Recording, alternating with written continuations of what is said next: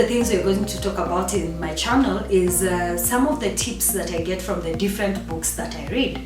Now, tips from a book I'm reading, The Power of a Woman's Words by Sharon James. Fun ideas on how to encourage our children. Now, our children just need encouragement just like we do. Now, how do we encourage them? Our children are very unique, they're very different. So you'll find that they have different love languages. There are some children who, for them, physical touch is very important.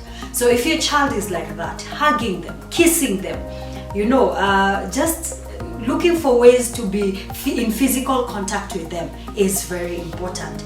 There are some who words of affirmation is very key.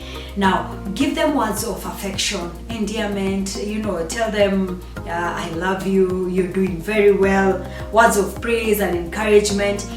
Ensure that whatever you're telling them is not a lie. So you're encouraging them with words that are true concerning what they are doing. Quality time.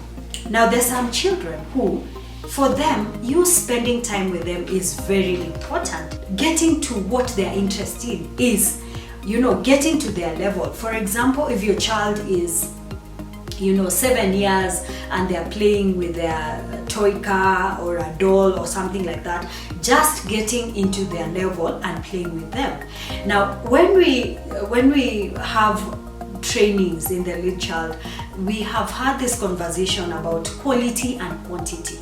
And what we've discovered, it is in the quantity, in spending a lot of time with our children, that is when we discover quality. We discover the child is able to get a lot of time where you're concerned. Someone said our children spell love T-I-M-E. They spell love as time. So it's important for us to spend time with our children, especially if that is their love language. Now, gifts. If your child spells love in terms of getting gifts, become very intentional where that is concerned. Now, I have a nephew who I think one of his love languages is getting gifts. Now, why do I say this? It's because he's very, very specific about what he wants. That means he's not one of those kids who you just give random gifts. No, he will specify to you what he wants, and he gets very overjoyed when you get him the thing that he has asked for. So if your child loves gifts and that is their love language, please be very intentional in getting them what they want. Now, acts of service. If your child's primary love language is you doing something for them, then become very intentional where that is concerned. Now, do not jump at their every request, but realize when they are speaking and they are saying, "Mommy, please, could you bring me this or that?" And it's just a way of you showing them that you appreciate them.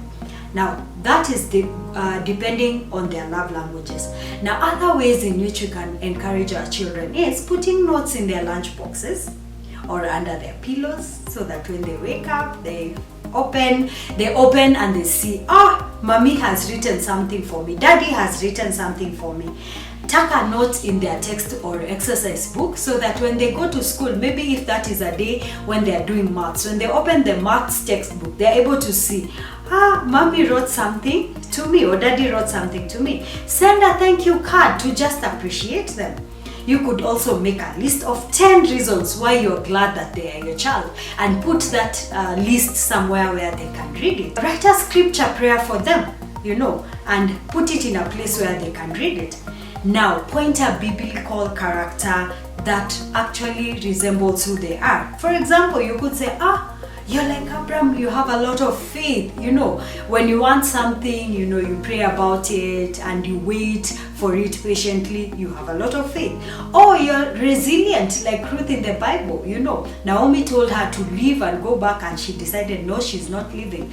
So those are a few ways in which we can encourage our children, because our children do need encouragement.